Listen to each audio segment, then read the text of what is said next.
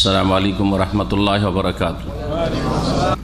इन्नल हम्दुलिल्लाह नहमदुहु व नस्तईनुहु व नस्तगफिरुहु व नऊज़ु बिल्लाहि मिन शुरूरि अनफुसिना व मिन सय्यिआति अमालिना।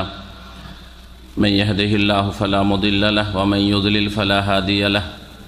व अशहदु अन ला इलाहा इल्लल्लाहु वहदहु ला शरीका लहु व अशहदु अन्न मुहम्मदन अब्दुहु व रसूलुहु सल्लल्लाहु तआला अलैहि व अला आलिहि व सहबिहि व सल्लम तस्लीमन कसीरा। या अय्युहल्लज़ीना आमनु तक़ुल्लाह हक़्क़ तुक़ातिहि व ला तमूतुन्ना इल्ला व अंतुम मुस्लिमून। या अय्युहन्नासु इत्तक़ू रब्बकुमुल्लज़ी ख़लक़कुम मिन नफ़्सिन वाहिदा व ख़लक़ मिन्हा ज़ौजहा व बस्स मिन्हुमा रिजालन कसीरा व निसाअ वत्तक़ुल्लाह अल्लज़ी तसाअलून बिही वल अर्हम इन्नल्लाहा काना अलैकुम रक़ीबा। या अय्युहल्लज़ीना आमनु इत्तक़ुल्लाह व क़ूलू क़ौलन सदीदा युस्लिह लकुम आमालकुम व यग़फ़िर लकुम ज़ुनूबकुम व मन युतिइल्लाह व रसूलहु फ़क़द फ़ाज़ फ़ौज़न अज़ीमा। अम्मा बाद फ़अऊज़ु बिल्लाहि मिनश शैतानिर रजीम। क़ुल इन्नमा अना बशरुम मिस्लुकुम यूहा इलैया फमन कान यरजू लिक़ाअ रब्बिहि फ़लयअमल अमलन सालिहा वला युशरिक बिइबादति रब्बिहि अहदा। श्रद्धेय उलामाए किराम, सम्मानित दीनी भाई एवं বোন সকল, আল্লাহ পাক রব্বুল আলামিনের যাবতীয় প্রশংসা যে আল্লাহ পাক রব্বুল আলামিন আমাদের সৃষ্টি করেছেন, আমাদের সব প্রয়োজন তিনি মিটান এবং তিনি আমাদের হেদায়েতের জন্য শেষ নবী মুহাম্মদুর রাসূলুল্লাহ সাল্লাল্লাহু আলাইহি সাল্লামকে রাহমাতুল লিল আলামিন করে পাঠিয়েছেন, যার মাধ্যমে আল্লাহ পাক আমাদেরকে সঠিক রাস্তা দেখিয়েছেন। না হলে সারা বিশ্বে যেসব কাফের রয়েছে তাদের মতোই আমরাও হয়তো হইতাম যদি আল্লাহ পাক আমাদের রহম না করতেন এবং শেষ রাসূলের দাওয়াতে আমরা যদি সাড়া না দিতাম। আল্লাহ পাকের অন্তর থেকে শুকরিয়া আদায় করেন, কারণ শুকরিয়া আদায় করলে নেয়ামত বৃদ্ধি হয়। সুতরাং যখন আল্লাহ পাকের এই ঈমান ইসলামের উপর শুকরিয়া আদায় করবে, যেটা সবচেয়ে বড় নিয়ামত, তখন আল্লাহ পাক আপনার ঈমানে বরকত দেবেন, আপনার ইবাদত বন্দেগীতে বরকত দেবেন, আপনার ইসলামের কাজকর্মে বরকত দেবেন। আল্লাহ পাক আপনার আখলাক চরিত্রে বরকত দেবেন, আপনার দুনিয়াতেও বরকত দেবেন, আখিরাতের কাজেও বরকত দেবেন। আল্লাহ পাক আমাদের সার্বিক জীবনে যেন বরকত দান করেন। আল্লাহ পাকের শুকরিয়া এবং প্রশংসার পরে আপনাদের শুকরিয়া আদায় করি যে আপনারা মাশাআল্লাহ এখানে হাজির হয়েছেন আগ্রহের সাথে এবং দীর্ঘ সময় ধরে বসে আছেন। এশা পর থেকে যারা এসেছেন বিশেষ করে তাদের আরও বেশি শুকরিয়া আদায় করি। আর আশা করি যারা বিলম্বে আসছেন তাদের যদি ডিউটি না থাকে তো এমনি বাসায় বসে না থেকে এশার সালাতে এখানে উপস্থিত হওয়ার চেষ্টা করবেন, যাতে করে নেকিটা ফুল পান এবং ফায়দাটাও ফুল পান, নেকিও পুরা পাবেন। আর তার সাথে সাথে উপকারিতা, কয়েকজন আলেমের আলোচনা হলো, সেগুলি থেকে বঞ্চিত থাকলেন যারা পরে আসলেন, এবং প্রত্যেকের কথাতে কিছু না কিছু নতুন কথা অবশ্যই পেয়েছেন।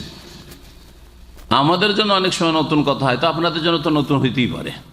আর তারপরে সাধারণ মানুষ তো জানা থাকলে অনেক সময় ভুল জানেন, কিছু সংশোধনের প্রয়োজন রয়েছে, যেটা জানা আছে তাতেও কিছু ভুল আছে, যার ফলে কোনো কথাকেই দিনের কথাকে মনে করবেন না যেটা তো আমার জানা আছে, বরং দিন শিখার জন্য আপনি আগ্রহী হবেন। আল্লাহ পাক যেন আমাদের সকলকে তৌফিক দান করেন।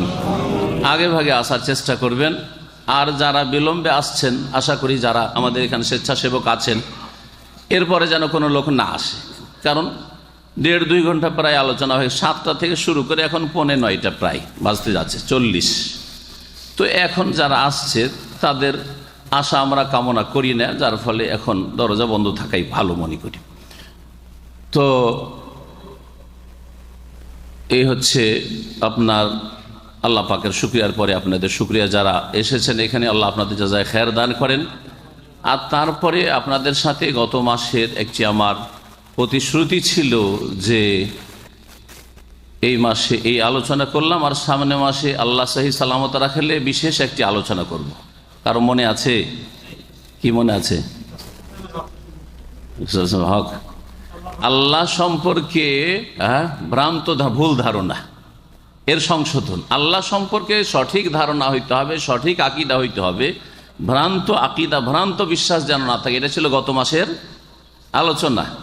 আর বলেছিলাম যে এখন আল্লাহ রসুল মুহাম্মদ সাল্লাল্লাহু আলাইহি সাল্লাম সম্পর্কে অনেক ভুল ধারণা, ভ্রান্ত ধারণা, গুমরাহি বিশ্বাস রয়েছে, যেগুলি ঈমানকে ধ্বংস করে দেবে অথবা ঈমানকে কমজোর করে দেবে। মুসলিম থাকবে না, অথবা থাকলেও নামে মাত্র মুসলিম থাকবে, অকেজো মুসলিম থাকবে। দুই রকম ভুল ধারণাগুলি, দুই রকম। কিছু ভুল ধারণা, ভ্রান্ত আকীদা এমন আছে রাসূল সম্পর্কে যেগুলির কারণে মুসলিমই থাকবে না, এই ভুল ধারণা যদি ভুল বিশ্বাস থাকে তাহলে। আর কিছু আছে যেগুলিতে মুসলিম থাকলেও নামে মাত্র মুসলিম থাকবে, কাজের মুসলিম থাকবে না। দুটোই হচ্ছে গুমরাহি। এই জন্য আল্লাহ সম্পর্কে যেমন সঠিক জ্ঞান রাখতে হবে, আর ভুল বিশ্বাস থেকে, ভ্রান্ত আকীদা থেকে নিজেকে মুক্ত করতে হবে, ঠিক তেমনি তাঁর রাসূল সাল্লাল্লাহু আলাইহি সাল্লাম সম্পর্কে সহি শুদ্ধ আকীদা বিশ্বাস রাখতে হবে। এবং ভুল ভ্রান্ত যেসব বিশ্বাস রয়েছে আর ভুল ভ্রান্তিতে ভরা যেসব আকীদা রয়েছে, শিরকি আকীদা, কুফরি আকীদা বা ঈমান নষ্টকারী আকীদা, ঈমান দুর্বলকারী আকীদা, এইসব ভ্রান্ত আকীদা থেকে বেঁচে থাকতে হবে, কারণ সেগুলি হচ্ছে ভ্রষ্টতা, গুমরাহি। আর গুমরাহির পরিণাম কি? জান্নাত না জাহান্নাম? গুমরাহি মানে রাস্তা হারিয়ে দেওয়া। রাস্তা হারিয়ে দেওয়া মানে কিসের রাস্তা হারিয়ে দেওয়া? আল্লাহ পাকের যে সরল পথ, সিরাতে মুস্তাকিম রয়েছে, যেটা জান্নাতের পথ, সেটা হারিয়ে দেওয়া। এই হচ্ছে গুমরাহির মানে। রাস্তা হারিয়ে যাওয়াকে দলালা বলে। আল্লাহ পাক কোরআনে কারীমে দলালের কথা বলেছেন। ফামাজা বাদাল হক ইল্লা দলাল। হক হচ্ছে, সত্য হচ্ছে একটা, আর এই একটি সত্যর পরে, একটি সত্য পথের পরে যতগুলি আছে সবগুলি হচ্ছে দলাল, গুমরাহি। ডানে বহু ভুল রাস্তা আছে, বামে ভুল রাস্তা আছে। আপনি কোনো জায়গায় গেলে রাস্তা একটা আপনাকে গন্তব্যস্থানে পৌঁছে, বাকি রাস্তাগুলি সব আপনাকে ভুল পথে নিয়ে যাবে। ফামাজা বাদাল হক ইল্লা দলাল। প্রিয় নবী মুহাম্মদ রাসূলুল্লাহ সাল্লাল্লাহু আলাইহি সাল্লামের সুন্নতি খুতবা আপনাদের সামনে পড়েছি, এবং নবী সাল্লাল্লাহু আলাইহি ওয়াসাল্লাম সবসময় পড়তেন এটি যখনই কোনো আলোচনা করতেন প্রয়োজনে। কুল্লু দলালাতিন ফিন্নার, শেষ বাক্যটি শুধু বলবো আজকে। কুল্লু দলালাতিন ফিন্নার, প্রত্যেক গুমরাহি মানে রাস্তা হারিয়ে দেওয়া, প্রত্যেক রাস্তা হারিয়ে দেওয়ার পরিণাম হচ্ছে ফিন্নার, জাহান্নামে যাওয়া। যদি রাসূল সম্পর্কে রাস্তা হারিয়ে দিয়ে বিশ্বাস রাখেন, তাহলে তার শেষ পরিণাম হচ্ছে জাহান্নামে যাওয়া। আল্লাহ রাব্বুল আলামিন রাসূলুল্লাহ সাল্লাল্লাহু আলাইহি ওয়াসাল্লামের মর্যাদা সম্পর্কে কোরআনে কারীমে স্পষ্ট ধারণা দিয়েছেন যে তার মর্যাদা কি, এবং যে কোনো ব্যক্তির, যে কোনো মানুষের, ছোট হোক আর বড় হোক, মর্যাদার দুটা দিক আছে। একটা নিচের দিক, যার নিচে নামানো যাবে না, আর একটা হচ্ছে ওপর দিক, যার ওপরে উঠানো যাবে না। বুঝছেন না? বুঝছেন না? আপনি একজন ছেলেমেয়ের বাপ হিসাবে আপনার একটা মর্যাদা আছে। আপনি একজন বয়স্ক মানুষ, 40 বছরের মানুষ, একজন মানুষ হিসাবে আপনার একটা মর্যাদা আছে। সেই মর্যাদার নিচে আপনাকে পশু ধারণা করা যাবে না, যাবে? বা আপনাকে মানুষই কেউ গণ্য করে না, এটা যাবে? যাবে না। মানুষ হিসাবে আপনার মর্যাদার একটা সীমা আছে, ওর ওপরে মনে করা যে এ হচ্ছে নিষ্পাপ, এ হচ্ছে নির্ভুল, তার পরে অসাধারণ কিছু তার মধ্যে মনে করা, এটা যাবে না। সীমানা ওপর দিকে আপনি ক্রস করে যাচ্ছেন, দুটোই চলবে না। নিচে নামানো যাবে না কোনো মানুষকে, যা আল্লাহ তাকে মর্যাদা দিয়েছেন, আর ওপরে উঠানো যাবে না। এই কথাগুলি তাহলে বুঝছেন, তাই না? তো এটা শুধু আপনার ক্ষেত্রে, আমার ক্ষেত্রে না, রাসূলের ক্ষেত্রেও, রাসূল সাল্লাল্লাহু আলাইহি ওয়াসাল্লামের ক্ষেত্রেও এই কথাই মনে রাখতে হবে। এই আলেম সমাজকে নিচে নামানো যাবে না, আবার ওপরে এত বেশি উঠানো যাবে না যেটা তার, যেই যোগ্যতা বা যেটা তার হক নাই। তাকে যদি আলেমদের যদি সাহাবীর মতো করেন, তো আপনি সাহাবীদের সাথে বেয়াদবি করলেন না? আপনারা যদি কাউকে ডাকেন, আরব দেশে অনেকে ডাকে, সে মুদির নাই, কিন্তু বলছে মুদির, তার মানে কি? তার সাথে ঠাট্টা মস্করা করছেন না, করছেন না? তাহলে যেটা মর্যাদা দেওয়া হয়েছে তার উপরে উঠানো মানে ঠাট্টা মস্করা করা, তার সাথে উপহাস করা। আর নিচে নামান তো মানহানি করা, দুটোই হচ্ছে হারাম, তাই না? তো রাসূলুল্লাহ সাল্লাল্লাহু আলাইহি ওয়াসাল্লাম সম্পর্কে তার যে এই নিচের দিকে যে মর্যাদা রয়েছে, তার নিচে নামানো যাবে না, আর ওপর দিকে যে মর্যাদা রয়েছে তার ওপরে উঠানো যাবে না। এই দুটি কথা কোরআনে বলা হয়েছে, রাসূলের হাদিসে বলা হয়েছে। কি বলা হয়েছে বলতে পারেন? একটু আগে যে আলোচনা করে শুনছিলেন, সে আলোচনাতে কিন্তু এসছে আরবিতে এসেছে আর বাংলাতে এসেছে যে মোহাম্মদ হচ্ছেন কে। যদি আপনাকে প্রশ্ন করি যে মোহাম্মদ কে, তো কি বলবেন? সাল্লাল্লাহু আলাইহি ওয়াসাল্লাম। নাম আসলে দুরূদ পড়বেন। মোহাম্মদ সাল্লাল্লাহু আলাইহি ওয়াসাল্লাম কে, তো কি উত্তর দেবেন? একজন বলেন, হাত উঠান। কি বলবেন? আল্লাহর বান্দা এক, আর আরেকটা হচ্ছে রাসূল। জি, আল্লাহর বান্দা এবং রাসূল। রাসূলের নিচে নামানো যাবে? রাসূলের নিচে নামানো যেন রাসূল নয়। কেউ যদি বলে যে রাসূল নয়, তো সে মুসলিম না কাফের? কাফের। কোন মুসলিমের সন্তান যদি বলে যে মোহাম্মদ রাসূল নয়, তো মুসলিম না কাফের? মুরতাদ, ঠিক না? কেউ যদি নামাজ পড়ছে আর বলছে যে মোহাম্মদ রাসূল নয়, তো সে মুসলিম? নামাজ পড়েও মুসলিম না। এবার বুঝতে পারছেন তাহলে? তো রসুলের নিচে নামানো যাবে না। কথা বোঝা গেছে না? জি হ্যাঁ, সর্বশেষে এইদিকে রসুলটা আপনাকে মানতে হবে। ওপর দিকে যত তার মধ্যে গুণ আছে, হ্যাঁ, ইন্নাকা আলা খুলুকিন আযীম, মহান চরিত্রের অধিকারী তিনি। তার মধ্যে এমন এমন ভালো গুণ ছিল যেই গুণগুলি কোন নবীর মধ্যেও এইভাবে পূর্ণতার সাথে ছিল না। জি, সাধারণ মানুষের মধ্যে থাকা তো দূরের কথা, ভালো করে শুনেন। কিন্তু ওপর দিকে একটি মর্যাদা হচ্ছে, সেটা তিনি বান্দা না বান্দা। ওই যে দুটা কথা বলে দুটার মধ্যে রাখতে হবে, রাসূল আর বান্দা। কালেমা শাহাদাত আমার দেশের লোকেরা যে মুখস্থ রেখেছে, যদিও কালেমাগুলি হাদিসে নেই, কিন্তু কথাগুলি ঠিক, কথাগুলি কোরআন হাদিস থেকে নেওয়া। এই যে 5 কালেমায় পড়তে হবে এমন কথা ইসলামে নেই, এগুলো মানুষের বানানো, আলেমদের বানানো বা এক সেই লোকদের বানানো। কিন্তু কালেমাতে যে কথাগুলি আছে সেগুলি কথা হক কথা, মানে এই বাক্যগুলি হচ্ছে ইসলামিক বাক্য, কিন্তু এগুলো পাঠ করতে হবে মুসলিম হওয়ার জন্য। এগুলি হচ্ছে বেদাতি ধারণা, ভ্রান্ত ধারণা। তো কালেমা শাহাদাত আমরা ছোট কালে মুখস্থ, যে পহিলা কলমা তৈয়ব আছে না নাই আমার দেশে? হ্যাঁ জি, মক্তবে এরম করে মুখস্থ করিয়েছে। দোসরা কালমা, দ্বিতীয় কালমা শাহাদাত। কালেমা শাহাদাতটা পড়েন তো দেখি একটু। আশহাদু আল্লা ইলাহা ইল্লাল্লাহ, আল্লাহ সম্পর্কে বলে, ওয়াশহাদু আন্না মুহাম্মাদান আবদুহু ওয়া রাসূলুহু। এই দুটো কথা মনে রাখবেন। মুহাম্মদকে আমি আরো সাক্ষী দিচ্ছি, প্রথম তো আল্লাহর ওয়াহদানিয়ত, একত্বের সাক্ষী। দ্বিতীয় হচ্ছে ওয়া আশহাদু, আরো সাক্ষী দিচ্ছি যে আন্না মুহাম্মাদান, মুহাম্মদ সাল্লাল্লাহু আলাইহি সাল্লাম, আবদুহু, তার বান্দা। কার বান্দা? আল্লাহর বান্দা। বান্দা মানে কি? বান্দা মানে গোলাম, বান্দা মানে দাস, বান্দা মানে যে ইবাদত করে না, যার ইবাদত করা হয়। যার ইবাদত করে, বুঝে সুঝে বলেন। হ্যাঁ, বান্দা মানে যে ইবাদত করে তাকে বান্দা বলে না, যার ইবাদত করা হয় তাকে বান্দা বলে। আবদুন, এখন আরবিতে আসেন, বান্দা ফার্সি ভাষা, কথা বোঝা গেছে? দাস বাংলা ভাষা, গোলাম উর্দু ভাষা। আরবিতে আসেন, আরবিতে কি? আবদুন। আবদুন মানে বান্দা, বুঝলেন? আবদুন, আবদের ইবাদত করা হয় না, আবদ ইবাদত করে। আবদ মানে হচ্ছে ইবাদতকারী, আবদ মানে হচ্ছে ইবাদতকারী। তো রসুল কে ছিলেন? রাসূল ছিলেন মুহাম্মদ সাল্লাল্লাহু আলাইহি সাল্লাম, আর তার সাথে ইবাদতকারী ছিলেন না, তার ইবাদত করেছে কেউ? ইবাদতকারী ছিলেন। তিনি কার ইবাদত করতেন? যে যার ইবাদতের আপনাকে আমাকে সকল মানুষ এবং জিনকে হুকুম দেওয়া হয়েছে, ওমা খালাকতুল জিন্না ওয়াল ইনসা ইল্লা লিয়াবুদুন, আমি মানুষ এবং জিনকে একমাত্র আমার ইবাদতের জন্য সৃষ্টি করেছি, মহান আল্লাহ পাক ইরশাদ করেছেন সূরা জারিয়াতে। তো মুহাম্মদ সাল্লাল্লাহু আলাইহি সাল্লাম তাহলে কে?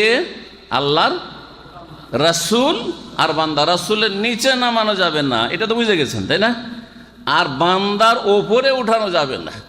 কেউ যদি বলে রাসূল আল্লাহর বান্দা হলে কি হবে, তিনি মাবুদও, তাহলে সে কি? তিনি মাবুদও। আচ্ছা, যদি বলে তার মধ্যে মাবুদের গুণ আছে, হ্যাঁ, তাহলে শিরক। মাশাআল্লাহ, বুঝতে পারছেন? তার মধ্যে মাবুদের ক্ষমতা আছে, হ্যাঁ, বোঝা গেছে? তিনি মাবুদের কিছু হক পাবেন, মানে আল্লাহ যেমন সিজদা পান, আল্লাহ যেমন রুকু পান, আল্লাহ যেমন দোয়া পান, মানে আল্লাহর কাছে দোয়া করতে হবে, আল্লাহকে সিজদা করতে হবে, আল্লাহর কাছে রুকু করতে হবে, তাই না? আল্লাহর কাছে বালা মুসিবত থেকে উদ্ধার কামনা করতে হবে, রসুলের কাছেও করতে হবে। তাহলে সে রসুলকে বান্দা বলল না, মাবুদের কাজগুলি দিয়ে দিল। আল্লাহ মাবুদ কে? আল্লাহ না? আল্লাহ না মাবুদ? তো মাবুদের কাজগুলি কাকে দিয়ে দিল? মুহাম্মদুর রাসূলুল্লাহ সাল্লাল্লাহু আলাইহি ওয়াসাল্লামকে দিয়ে দিল। তাহলে আবদের ওপরে উঠাইলো না? উঠাইলো না। আব থেকে কোন দিকে উঠিয়ে দিল? মাবুদের জায়গায় উঠিয়ে দিল। আবদ এবং মাবুদ, মাবুদ আল্লাহ আর আবদ হচ্ছেন সকল সৃষ্টি, সকল মানুষ, সকল জিন এবং সমস্ত মাখলুকাত হচ্ছে মাবুদ। আকীদার উলামারা বলেছেন যে এই দুটো কথার মাধ্যমে রাসূলুল্লাহ সাল্লাল্লাহু আলাইহি ওয়াসাল্লামের মর্যাদা সুনির্ধারিত করা হয়েছে। রসুলের নিচে না, যে রসুলের নিচে বলবে রসুল নয় সে কাফের, আর যে আব্দ গোলামের ওপরে বলে যে না তিনি আল্লাহর বান্দা না, তিনি মাবুদ, আব্দ না তিনি মাবুদ, সে হচ্ছে মুশরিক, সে হচ্ছে মুশরিক। তাহলে একজন নাস্তিক যদি বলে মোহাম্মদকে রসুল মানি না, সে কি? সে নাস্তিক, কাফের। আর একজন মুসল্লি যদি বলে যে রসুলকে আমি সিজদা করি, রসুলের কবরকে সিজদা করি, তাহলে সে কে? মুশরিক। এবার বুঝতে পারছেন? জি হ্যাঁ, এই দুটোর মাঝখানে রাসূলুল্লাহ সাল্লাল্লাহু আলাইহি ওয়াসাল্লামের মর্যাদা। এই দুটো হচ্ছে রাসূলুল্লাহ সাল্লাল্লাহু বড় গুণ। কোরআনে কারিমে যেমন মুহাম্মাদুর রাসূলুল্লাহ কি বলেছেন আল্লাহ? মুহাম্মদ হচ্ছেন আল্লাহর রাসূল। তেমনি আল্লাহ মেরাজের আয়াতে বলছেন সুবহানাল্লাযী আসরা বিআবদিহি, পাক পবিত্র সেই সত্তা, সেই জাত যিনি রাতারাতি ভ্রমণ করিয়েছেন তার বান্দাকে, তার গোলামকে। তাবারাকাল্লাযী নাজ্জালাল ফুরকানা আলা আবদিহি, বরকতময় সেই সত্তা যিনি নাজ্জালাল ফুরকান, আল ফুরকান কোরআন নাযিল করেছেন তার বান্দা গোলামের উপর। বুঝা গেছে না? ওয়া আন্নাহু লাম্মা কামা আব্দুল্লাহ, যখন আব্দুল আল্লাহর বান্দা দাঁড়াইলেন আল্লাহর কাছে দোয়া করার জন্য, ইবাদতের জন্য, নামাজ পড়ার জন্য। আব্দুল্লাহ কাকে বলা হয়েছে? আব্দুল্লাহ এখানে মুহাম্মদ রাসূলুল্লাহ সাল্লাল্লাহু আলাইহি ওয়াসাল্লামকে বলা হয়েছে। তো বলছিলাম যে এই কথাগুলির মাধ্যমে রাসূলুল্লাহ সাল্লাল্লাহু আলাইহি ওয়াসাল্লাম মর্যাদা বুঝতে পেরেছেন। যারা নিচে নামিয়েছে তারা কাফের, যারা উপরে উঠিয়েছে তারা হচ্ছে মুশরিক। যখন রাসূল সম্পর্কে বাড়াবাড়ি করবেন তখন শিরক হবে অথবা শিরকের কাছাকাছি পৌঁছে যাবেন, আর যখন নিচে নামাবেন তখন কাফের হয়ে যাবেন, আর না হলে কুফরির কাছে চলে যাবেন, কুফরির কাছে চলে যাবেন। রসুলের কোনো কথা মানি না তাহলে কাফের, তাই না? রসুলের নিয়ে আসা নামাজ মানি না তাহলে কাফের, কিন্তু এই সুন্নত মানি না, সুন্নতটা হয়তো স্পষ্ট নয় আপনার কাছে, সেজন্য মানি না বলে দিলেন, তাহলে কাফের না হইলেও কুফরির কাছাকাছি চলে যাবেন। অনেক সময় হয়তো এমন কিছু যেটা হয়তো আপনার কাছে সাব্যস্ত নয় বা আপনার হুজুর বলেছে ওইটা ঠিক না, সেজন্য ওটাকে অস্বীকার করে দিলেন, অথচ সেটা সুন্নত, তো কাফের না হলেও গুমরাহি সেটা, তাই না? জি হ্যাঁ। এখন আছে রাসূলুল্লাহ সাল্লাল্লাহু আলাইহি ওয়াসাল্লাম সম্পর্কে যে ভ্রান্ত আকীদাগুলি আমাদের ভারত, বাংলাদেশ, পাকিস্তানের প্রেক্ষাপটে আলোচনা করব, সেখানে যে ভ্রান্ত আকীদাগুলি মুসলিমদের মগজে ঢুকে আছে, কাফেরদের না, মুসলিমদের মগজে আকীদায় ঢুকে আছে যে রাসূল এই, রাসূল এই, রাসূল এই, অথচ রাসূল এরকম না। আসলে এর মধ্যে মূল কথা হচ্ছে রাসূল সম্পর্কে যারা মুসলিম অধিকাংশই অতিরঞ্জন বাড়াবাড়ি করে, যে বাড়াবাড়ি বর্জনীয়। আল্লাহ হারাম করেছেন, দুটি আয়াতে কঠোরভাবে আল্লাহ নিষেধ করেছেন ধর্মের ক্ষেত্রে বাড়াবাড়ি করতে। জি। আর রাসূলুল্লাহ সাল্লাল্লাহু আলাইহি ওয়াসাল্লামের বেশ কিছু হাদিস রয়েছে যে আমার ক্ষেত্রে দেখো তোমরা বাড়াবাড়ি করিও না, ধর্মের ক্ষেত্রে তোমরা বাড়াবাড়ি করিও না। রাসূলের বিষয়টি ধর্মের ক্ষেত্র কিনা? ধর্মের ক্ষেত্র। এখন আপনারা শোনাই রাসূল সম্পর্কে বাড়াবাড়ি সম্পর্কে। ওমর রাদিয়াল্লাহু তাআলা আনহু থেকে আব্দুল্লাহ আব্বাস রাদিয়াল্লাহু তাআলা আনহু বর্ণনা করছেন, একদিন ওমর ইবনে খাত্তাব মেম্বারে খুতবা দিচ্ছেন আর বলছেন সামিউতুন নবী সাল্লাল্লাহু আলাইহি ওয়াসাল্লাম ইয়াকুল, আমি নবী সাল্লাল্লাহু আলাইহি ওয়াসাল্লামকে বলতে শুনেছি, লা তুতুরুনি কামা আতরাতিন নাসারা ঈসা ইবনে মারইয়াম, আমাকে বাড়ায়ও না যেমন মারিয়াম পুত্র ঈসাকে খ্রিস্টানরা বাড়িয়েছে। আল্লাহ বলছেন যে ঈসা হচ্ছে কি? রাসূল আর আল্লাহর বান্দা। আল্লাহর বান্দাকে আরবিতে কি বলে? আব্দুল্লাহ, তাই না? আল্লাহর বান্দা মানে আব্দুল্লাহ, কিন্তু খ্রিস্টানরা কি বানিয়ে দিল? ইবনুল্লাহ। আব্দটাকে চেঞ্জ করে কি করলো? ইবিন বানিয়ে দিল। ইবিন মানে বুঝুন তো, ইবিন মানে ছেলে, আল্লাহর ছেলে, আল্লাহর পুত্র বানিয়ে দিল। ওরা যেমন বাড়িয়েছে ঈসাকে, তোমরা বাড়ায়ও না আমাকে। রাসূলুল্লাহ বলছেন ইন্নামা আনা আব্দুন, আমি হচ্ছি একজন আল্লাহর গোলাম, আল্লাহর দাস। ফাকুলু, সুতরাং তোমরা বলবে আমার সম্পর্কে যখনই আমার বিষয়টি আসবে, আব্দুল্লাহ ওয়া রাসূলুহু, কে মুহাম্মদ সাল্লাল্লাহু আলাইহি ওয়াসাল্লাম, আল্লাহর বান্দা, গোলাম, দাস এবং তার রাসূল। রাসূলের নিচে না আর গোলামের ওপরে না। জি, গোলাম কি মালিকের মালিকানাতে শরিক থাকে নাকি? আপনাদের চাকরকে শরিক করবেন ভিটে মাটিতে, জমি জায়গাতে, ছেলে মেয়েতে, যে আমার 4-5টা ছেলে আছে রে, তুই আমার বাড়ির চাকর, তুই 2টা ছেলে নিয়ে এনে দেবেন? হ্যাঁ, কখনো দিবেন না, তাই না? জি হ্যাঁ, এটি হচ্ছে সহিহ বুখারীর হাদিস। আর মুসনাদ আহমদে একটি হাদিস রয়েছে, বলছেন নবী করিম সাল্লাল্লাহু আলাইহি ওয়াসাল্লাম, ওয়াল্লাহি, আল্লাহর কসম করে বলছি, মা ওহিব্বু, আমি এটা পছন্দই করি না, বরদাস্ত করি না, আনতারফাউনি ফাওকা মানজিলাতি, আমার যে মান মর্যাদা আছে ওর ওপরে উঠাবা, এটা আমি বরদাস্তই করি না, ভালোবাসি না, এটা আমি ঘৃণা করি।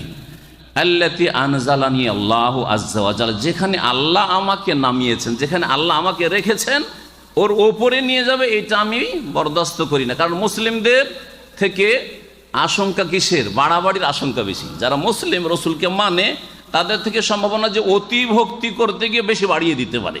আর যারা মুসলিম সমাজের মুরতাদ হয়েছে, তারা মুসলিম হয়ে নেই। জি, যারা রসুলের মানহানি করে, গালমন্দ করে, অথবা রাসূলুল্লাহ সাল্লাল্লাহু আলাইহি সাল্লামের সাথে বেয়াদবি করে, তারা তার মুসলিম হয়ে নেই। জি, ওরা নিচে নেমে গেছে, আর এরা ওপরে বাড়াইতে গিয়ে মুশরিক হয়ে গেছে। দুটোই স্থায়ী জাহান্নামে যাওয়ার কারণ। কাফেরও স্থায়ীভাবে জাহান্নামে থাকবে, আর মুশরিকও স্থায়ীভাবে জাহান্নামে থাকবে। জি, বড় শিরক করে যদি মারা যায়, আর বড় কুফরি করে মারা যায় বিনা তওবায়। নবী মুহাম্মদ রাসূলুল্লাহ সাল্লাল্লাহু আলাইহি সাল্লাম সম্পর্কে অনেক ক্ষেত্রে বাড়াবাড়ি আছে, যে বাড়াবাড়ির কারণে ভ্রান্ত আকীদায় বিশ্বাসী হয়েছে মুসলিম সমাজ। তার মধ্যে যেটা দিয়ে শুরু করব সেটা হচ্ছে, বললাম যে নবী সাল্লাল্লাহু আলাইহি ওয়াসাল্লাম সম্পর্কে বাড়াবাড়ি করবেন না। যা কিছু বলবেন কোরআনের আয়াত আছে অথবা রাসূলের হাদিস আছে নবী সম্পর্কে। আর এমনিতে এমন কথা বলবেন না উদ্ভট কথা, শুনেছেন বলে দিলেন, হ্যাঁ আলেম শুনেছে ওস্তাদের কাছ থেকে বিনা দলিলে বলে দিল না। যতক্ষণ পর্যন্ত দলিল নেই ততক্ষণ পর্যন্ত রাসূল সম্পর্কে কোনো মন্তব্য করবেন না। কারণ রাসূলের বিষয়টি দ্বীনের বিষয়, দ্বীনের বিষয় ওহীর উপর নির্ভরশীল, ওহী ছাড়া কথা বলা যাবে না। 2 নম্বর যে বিষয়টি, সেটা হচ্ছে নবী করিম সাল্লাল্লাহু আলাইহি সাল্লাম সম্পর্কে একটি শিরকি আকীদা, অতিরঞ্জন বাড়াবাড়ি দিক, সেটা হচ্ছে যে নবী নাকি আলেমুল গায়ব। নবী কি আলেমুল গায়ব? ভারত, বাংলাদেশ, পাকিস্তানে যারা মাজার ভক্ত লোক, হ্যাঁ কবর ভক্ত লোক, তাদের অধিকাংশ বিশ্বাস বাংলাদেশে রেজবি বলে, ভারত ওদেরকে বেরেলবি বলে, হ্যাঁ। আর ওদের মধ্যে মেলা প্রকারের আছে, মেলা স্তরের আছে ওরা। এদের আকীদা যে নবী মুহাম্মদ সাল্লাল্লাহু আলাইহি ওয়াসাল্লাম কি আলেমুল গায়ব। আলেমুল গায়ব মানে বুঝেন, মানে তার কাছে এই ক্ষমতা আছে, যখন যা ইচ্ছা জেনে নিল, চোখের আড়ালের সব কিছুই তিনি জানতেন। এমন কি তারা বলে যে তিনি আরশ কুরসি সম্পর্কে জানেন, সব জানেন তিনি, মানে আরশ কুরসি দেখতে পান, জানতে পারেন। তারপরে যে কোনো জায়গায় কি হচ্ছে না হচ্ছে ঘটছে তিনি তার জীবদ্দশাও জানতেন, তার ইন্তেকালের পরেও জানতেন, আলেমুল গায়ব। এবং তার কাছে জানার চাবি আছে। এই চাবি কার কাছে আছে? একমাত্র আল্লাহর কাছে। এটা হচ্ছে ইসলাম। ওয়াইনদাহু মাফাতিহুল গায়ব, আল্লাহ বলছেন ওয়াইনদাহু মাফাতিহুল গায়ব, আল্লাহর কাছে একমাত্র কি আছে? মাফাতি বুঝেন? মিফতা মানে কি? মিফতা চাবি। আল্লাহর কাছে গায়বের চাবি আছে। তো গায়বের চাবি থাকলো আল্লাহর কাছে, তো নবী কি করে আলেমুল গায়ব হইল? বুঝতে পারছেন না? কোরআন কারীমের কথা। নবী মুহাম্মদ রাসূলুল্লাহ সাল্লাল্লাহু আলাইহি ওয়াসাল্লামকে আলেমুল গায়ব বলা, অথচ নবীকে আল্লাহ বারবার করে কোরআনে বলছেন, নবী তুমি বলে দাও লোকজনকে যেন গোমরাহ হয়ে জাহান্নামে না যায়, অতি ভক্তি করে জাহান্নামে না যায়। কারণ কেউ মানে না আর জাহান্নামে যায়, এটা তো বুঝে আসছে। কিন্তু বেশি ভক্তি করে যে জাহান্নামে যাবে, চিরকাল থাকবে, এটা আরো দুঃখের বিষয়, তাই না? যে নবীকে মানলো না জাহান্নামে যাবে, এটা তো সহজ বিষয়, মানে না জাহান্নামে যাবে। কিন্তু নবীকে বেশি মানতে গিয়ে আর বেশি ভক্তি করতে গিয়ে জাহান্নামে যাবে আর চিরকাল জাহান্নামে থেকে, এটা তো মারাত্মক বিষয়। মেনেও জাহান্নামে, হ্যাঁ জি হ্যাঁ। তো আল্লাহ পাক রব্বুল সূরা আনামের আয়াত নম্বর 50 এবং সূরা হুদের আয়াত নম্বর 31 একই ভাষায় বলেছেন। আর এই বিষয়টি অন্য অন্য আয়াতে রয়েছে। বলি ওই ভাষাটি, আল্লাহ পাক বলছে, হে নবী বলে দাও, কুল্লা আকুলু লাকুম ইনদি খাজাইনুল্লাহ, হে নবী তুমি বলে দাও যে আমি বলছি না যে আমার কাছে আল্লাহর ভান্ডার আছে। আল্লাহর ভান্ডার আল্লাহর কাছে আছে। আমি ভান্ডারের মালিক না যে যাকে ইচ্ছা রিজিক দিব, যার ইচ্ছা রিজিক কেড়ে নেব, যাকে ইচ্ছা রাজত্ব দেব, এটা মালিক আমি না। জি। ওয়ালা আলামুল গায়ব, আর আমি গায়ব কি জানি না, জানি না। লা মানে না, আলাম মানে জানা, তো লা আলাম মানে জানি না, আল গাইব মানে অদৃশ্য। চোখের আড়াল সম্পর্কে আমি জানি না, এই কথা হে নবী তুমি বলে দাও মানুষকে। আল্লাহ নিজেই হুকুম করেছেন কোরআনে কারিমে, ওয়ালা আকুলু লাকুম ইন্নী মালাক। আর এইটাও বলছি না যে আমি ফেরেশতা, আমি ফেরেশতাও না। ফেরেশতা কিসের তৈরি? নূরের তৈরি। আর আল্লাহ বলছেন তুমি বলে দাও আমি ফেরেশতা না, তাহলে তিনি বোঝা গেল যে ফেরেশতা জগতের তিনি না, তিনি অন্য জগতের, তাই না? ওইটাও আসবে যে তিনি কি। সংক্ষেপে একটা একটা করে দলিল বলছি, কারণ সময় বেশি নাই, আর না হলে এই বিষয়টি 2-3 ঘন্টাও বলা যাবে। হ্যাঁ, তো বিস্তারিত বলবো না, একটা পয়েন্টের একটা করে দলিল বলবো। 3 নম্বর যে বিষয়টি, সেটা হচ্ছে যে ভারত, বাংলাদেশ, পাকিস্তানে নবীর অতিভক্তি করতে গিয়ে এক শ্রেণীর লোকেরা বলে নবী হাজির নাজির। কি বলে? উর্দু থেকে এসছে, হাজির মানে উপস্থিত, তাই না? আর নাজির, নাজির কথাটি বাংলায় ব্যবহার হয় না, হাজিরটা ব্যবহার হয়, তাই না? আমি হাজির আছি বাংলায় চলে, কিন্তু উর্দুতে হাজির নাজির দুটাই ব্যবহার হয়। হাজির মানে উপস্থিত আছি, আর নাজির মানে দেখছে, যে দেখে। তো নবী নাকি সব জায়গায় হাজির, আর নবী নাকি সব কিছুই দেখছেন। নবী সব জায়গায় হাজির, আর নবী সব জায়গায় দেখছেন। নবী সব জায়গায় হাজির আর সব কিছু দেখছেন, এটা যদি বলেন তো আল্লাহ আর নবীতে পার্থক্য কি থাকলো? পার্থক্য থাকলো না? আল্লাহর গুণ দিয়ে দিলেন। তো আল্লাহর গুণ যখন নবীকে দিয়ে দিলেন, ওই রকমই গায়েবের বিষয়টা, গায়েব আল্লাহ জানেন আর নবীও জানেন, তো সমান করে দিলেন না? আল্লাহর হক দিয়ে দিলেন, তাহলে আবুদ থাকলো, গোলাম থাকলো না, মাবুদ হয়ে গেল? মাবুদ বানিয়ে দিলেন আপনি। ঠিক তেমনি আল্লাহ হাজির, তার জ্ঞানের দিক থেকে আর আরো বিভিন্ন দিক থেকে, পরিবেষ্টনের দিক থেকে, ক্ষমতার দিক থেকে সব জায়গায় হাজির, কিন্তু সত্তাগত জাতের দিক থেকে আল্লাহ রাব্বুল আলামিন তার আরশে আজিমে সমস্ত সৃষ্টির ঊর্ধ্বে, আসমানের ঊর্ধ্বে। এটা হচ্ছে সহিহ আকীদা আল্লাহ সম্পর্কে, গত মাসে বলেছি। তো আল্লাহকে হাজির বলতে পারবেন, কিন্তু বলবেন যে আল্লাহ সর্বত্র বিরাজমান, এটা গুমরাহি। আল্লাহ কি বলবেন? জ্ঞানের দিক থেকে, মানে আল্লাহ আমাদের সব খবর রাখেন, যেখানে লুকাই না কেন আল্লাহ খবর রাখেন না? রাখেন না। তো জ্ঞানের দিক থেকে আল্লাহ হাজির, ক্ষমতার দিক থেকে যেখানে পারলেন না আল্লাহ ধরতে পারবেন না? পারবেন না।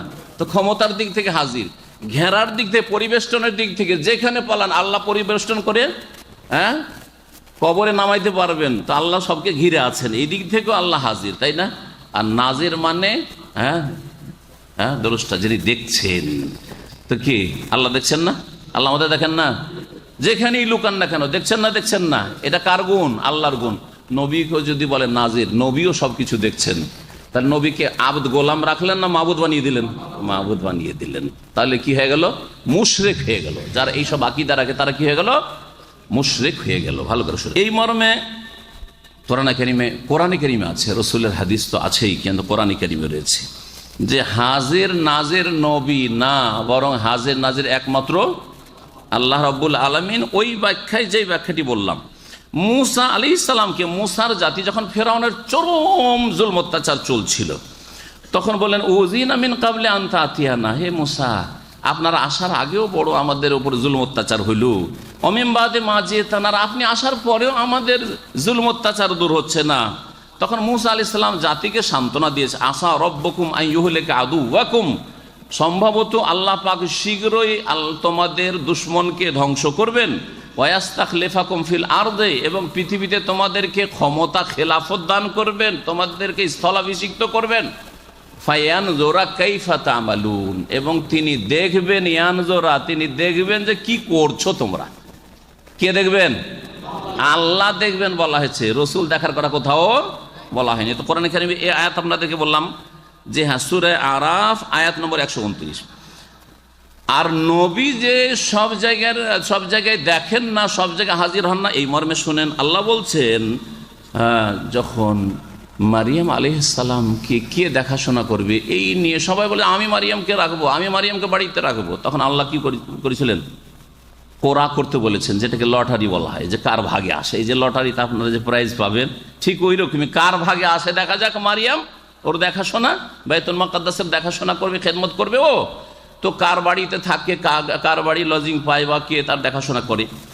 আল্লাহ চাইছিলেন যে তার খালু জাকারিয়া আলাইহিস সালামের বাড়িতে লালিত পালিত হোক, কিন্তু অন্যরাও চাইছিল। আল্লাহ পাক এই বিষয়ে বলছেন, যালিকা মিন আম্বাইল গায়ব নূহিহি ইলাইক, এগুলি হচ্ছে গায়েবের খবর, যা হে নবী তোমাকে আমি ওহী করেছি। ওমা কুনতা লাদাইহিম ইয ইউলকুনা আকলামাহুম, তুমি ওখানে ছিলে না। তুমি ওখানে ছিলে না মানে উপস্থিত না অনুপস্থিত, হাজির না গায়েব? এবার বুঝতে পারছেন না? হে নবী তুমি ওইখানে ছিলে না যখন ইয ইউলকুনা আকলাম, যখন কলম দ্বারা তারা কি করছিল? কোরা করছিল, লটারি করছিল। তাহলে নবী ওখানে হাজির না গায়েব? তাহলে নবীকে হাজির বলা কোরআন বিরোধী না? আর আয়াত বিরোধী আকীদা রাখলে মুসলিম থাকে? এদিকে গেল কুফরিও হচ্ছে, আর ও বাড়াই থেকে নবীকে বাড়াই থেকে শিরক হচ্ছে। আরো শুনেন ইউসুফ আলাইহিস সালামের কথা। এই ছিল সূরা আলে ইমরান আয়াত নম্বর 44। ইউসুফ আলাইহিস সালামের ঘটনা শুনেন। ইউসুফ আলাইহিস সালামের সৎ ভাইয়েরা ষড়যন্ত্র করেছিল, এটা তো জানা আছে তাই না? যখন ষড়যন্ত্র করে তাকে নিয়ে গেল যে আমরা নিয়ে যাব, খেলাধুলা করব, ছোট ভাইকে আদর করব, নিয়ে গিয়ে বললো যে বাঘে খেয়ে নিয়েছে, কিন্তু বাঘে খায়নি। কি করেছিল? কুয়াতে ফেলে দিয়েছিল।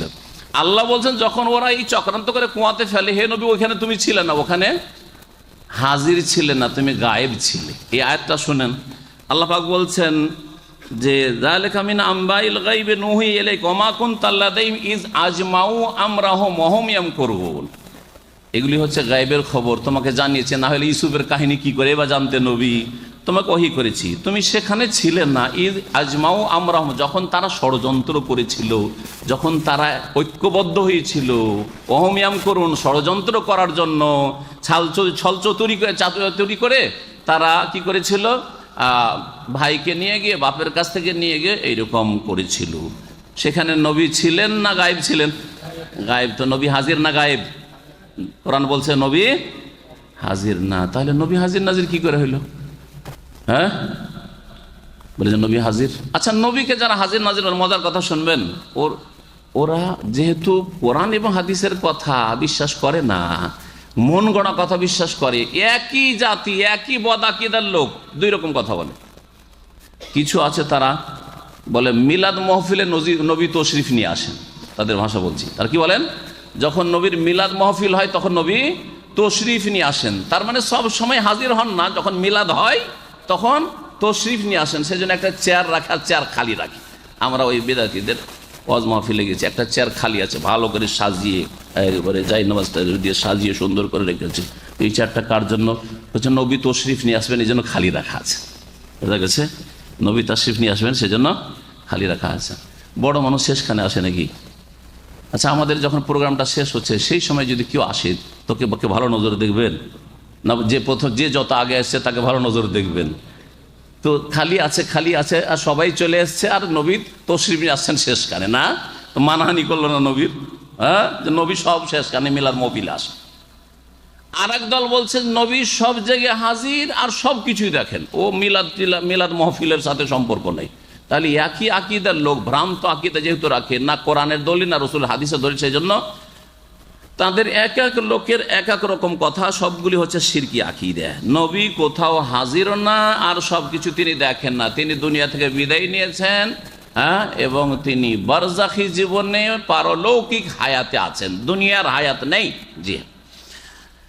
4 নম্বর যে বিষয়টি আপনাদেরকে বলবো সেটা হচ্ছে, আমাদের দেশের অধিকাংশ মুসলিমরা মনে করে যে নবী জীবিত আছেন। আবার ভাষাটাও বলার ঢং হয় না, নবী জীবিত আছেন তো নবী হাই বলবে, তাই না? হাইয়ুন মানে জীবিত, কিন্তু বলে কি করে জান? হায়াতুন নবী, হায়াতুন নবী, হায়াতুন নবী।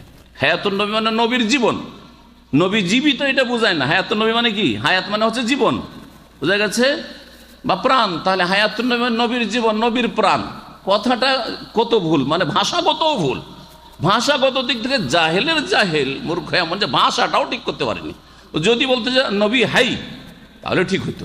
বলছেন হায়াতুন নবী, হায়াতুন নবী। আর এই হায়াতুন নবী আর মামাতুন নবী নিয়ে ঝগড়া লাগায়, হায়াতুন নবী আর ওয়াফাতুন নবী নিয়ে ঝগড়া লাগায়, আর কোরআন হাদিসের কিছু পরোয়া করেন। এখন শুনেন আল্লাহ কোরআনে কি বলছেন? নবী বেঁচে আছেন না নবী ইন্তেকাল করেছেন, মারা গেছেন।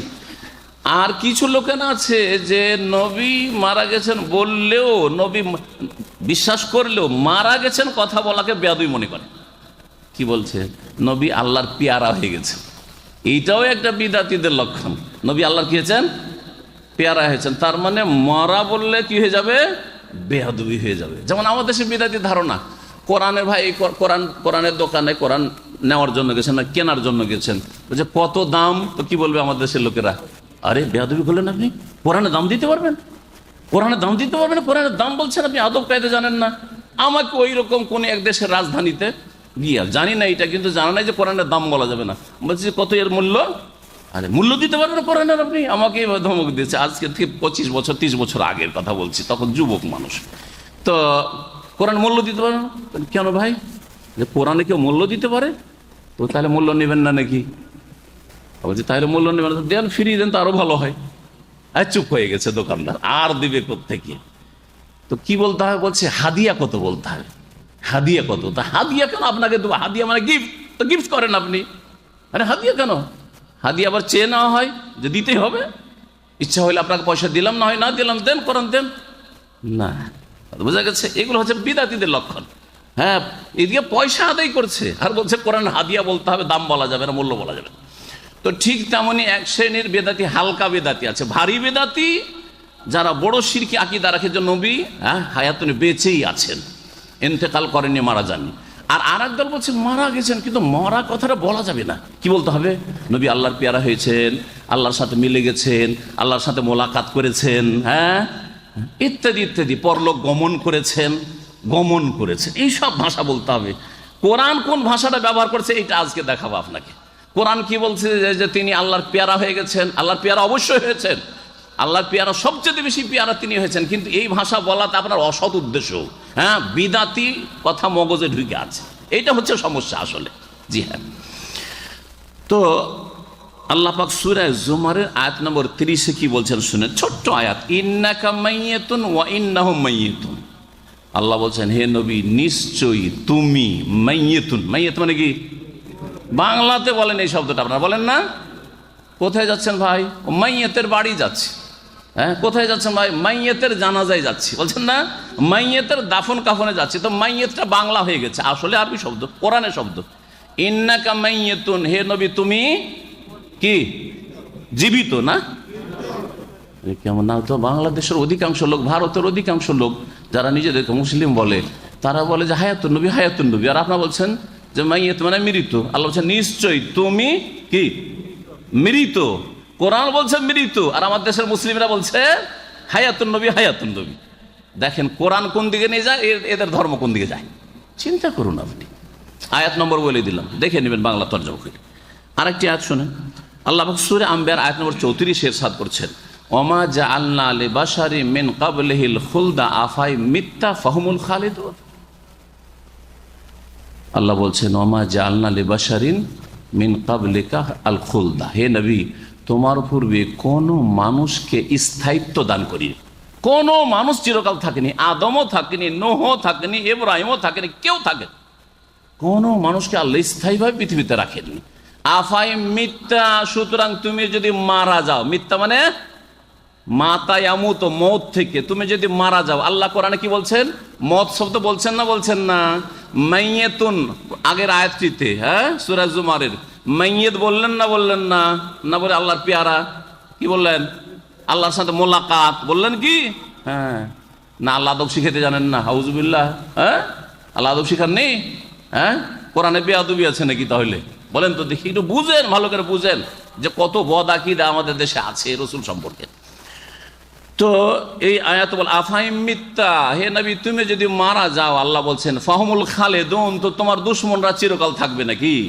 অন্যরা চিরকাল থাকবে নাকি? তারাও মরবে এবং তুমিও মাইয়াত, তুমিও মারা যাবে। জি হ্যাঁ।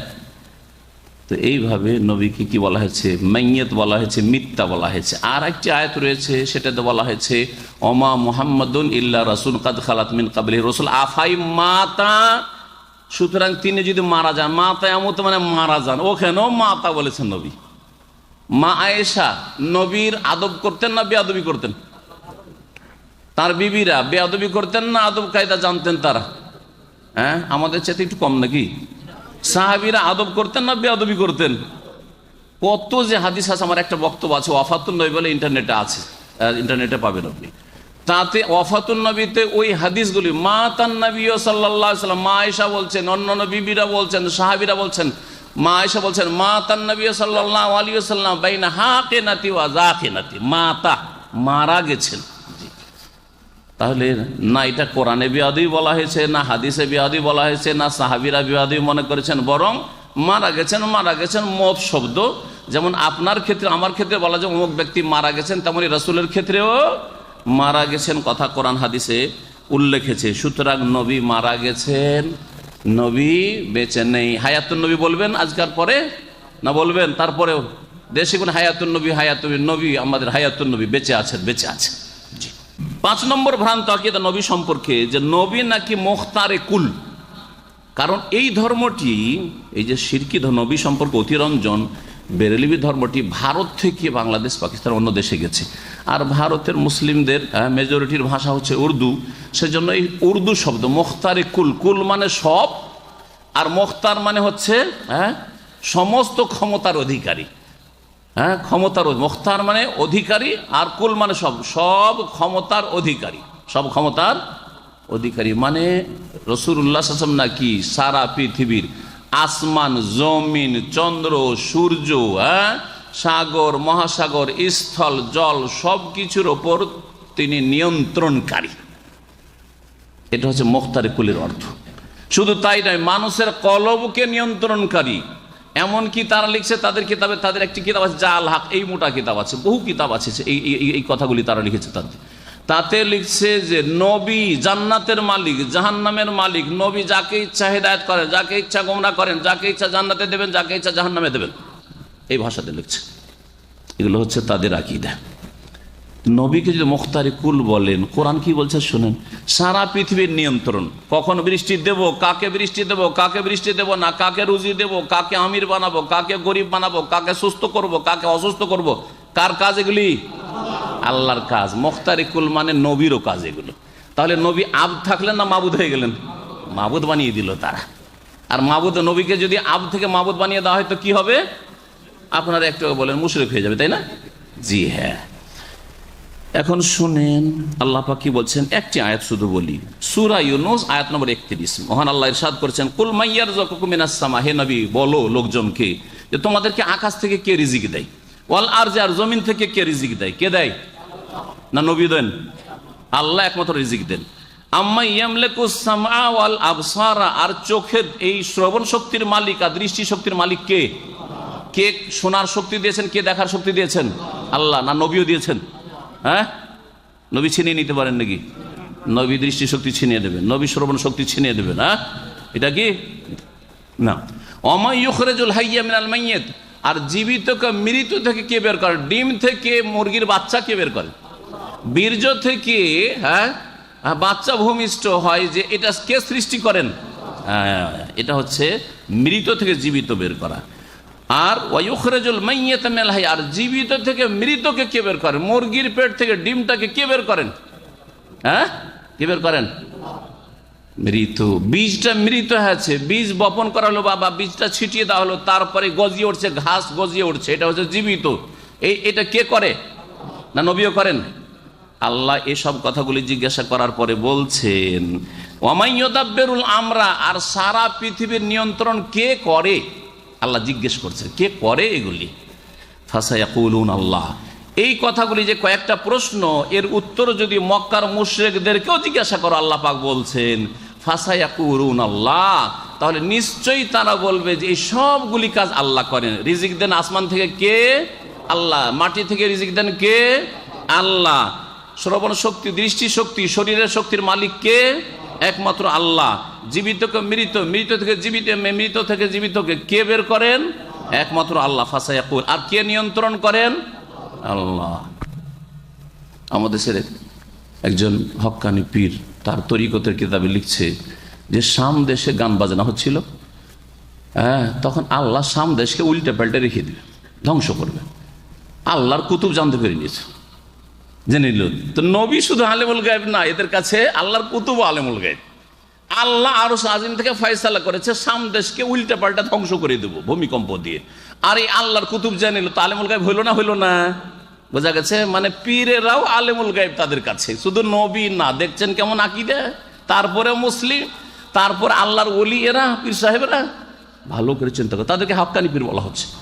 তখন ওই আল্লাহর কুতুব আর বরদাস্ত করতে পারলো না, আল্লাহর চাইতেও বেশি আরহাম হয়ে গেল, আরহামুর রাহিমিন হয়ে গেল। বুঝা গেছে না? আরহামুর রাহিমিন কে? সবচাইতে বেশি, সমস্ত দয়ালুর বড় দয়ালু কে? আল্লাহ। কেউ যদি বলে আল্লাহর কুতুব বেশি দয়ালু, আল্লাহ চাইছেন ধ্বংস করতে, আর কুতুবের মায়া হয়ে গেছে, বেশি দয়া হয়ে গেছে, ছুটেছেন তাড়াতাড়ি ভারত বাংলা সব। কারণ এই সব অলিগুলো সব কিন্তু ভারত উপমহাদেশে, আরব দেশে এই সব অলি নেই, ঠিক না? হ্যাঁ, যাদের মাজার পূজা হচ্ছে ওরাই তো ওদের দেশের ওলি, এগুলোই তো ওলি, আমাদের দেশ আচার ওলি। তো ছুটেছে ভারত থেকে বা বাংলাদেশ থেকে সামদেশে। তার ভক্তরা জিজ্ঞেস করছে মুরিদরা যে হজরত কোথায় যাচ্ছেন, হজরত কোথায় যাচ্ছেন? আরে আরে তোমরা আর কিছু জিজ্ঞেস করিও না, তাড়াতাড়ি যাচ্ছে, এখন এই সামদেশে যেতে হবে। আল্লাহ ওখানে গান বাজনা হচ্ছে, তাতে নারাজ হয়ে জমিনকে ধ্বংস করে দিতে চাইছে, আমি গিয়ে ধরে রাখবো। আমি গিয়ে ধরে কি করব? থামবো, আল্লাহকে ধ্বংস করতে দেব না। সত্য ঘটনা, কেতাব যদি চান কেতাবের নাম পর্যন্ত বলে দেবো। আর আমাকে জিজ্ঞাসা না করে আমাদের ভাইদের কাউকে জিজ্ঞাসা করে নেবে, কেতাবের নাম বলে দিবে আপনাদেরকে। বোঝা গেছে? আর বলার দরকার নেই, বেশি বলবো না। দেশে কিন্তু হক্কানি পীর তাদেরকে বলা হয়, নামও বলবো না। বোঝা গেছে না? তাহলে এতে কি বুঝলেন? যে জমিনের নিয়ন্ত্রণ আল্লাহ করছে না আল্লাহর কুতুব করছে? আল্লাহ ধ্বংস করতে যাচ্ছে আর কুতুব গিয়ে থামিয়ে দিল, তো নিয়ন্ত্রণ কার? বুঝছেন না? বুঝছেন না? হ্যাঁ, বুঝছেন না? বুঝছেন না? এখন এখানে আল্লাহ বড় হইল না কুতুব বড়? আর ডিস্ট্রিক্টের ডিসি আছে, ও একটা কিছু করতে, একটা গ্রামকে ধ্বংস করে দিতে চাইছে। কিছু হয়েছে, একটা কিছু রিয়াকশন হয়েছে, ধ্বংস করে দিতে চাইছে। এই ক্ষেত্রে থামাবার মতো ক্ষমতা কার আছে? প্রধানমন্ত্রী আছে, হ্যাঁ, বা তার উপরে যে আছে তার আছে, ঠিক না? নাকি উল্টাটা, যে প্রধানমন্ত্রী ধ্বংস করতে চাইছে আর ডিসি গিয়ে দিল একবারে হইতে দেবো না, নাকি?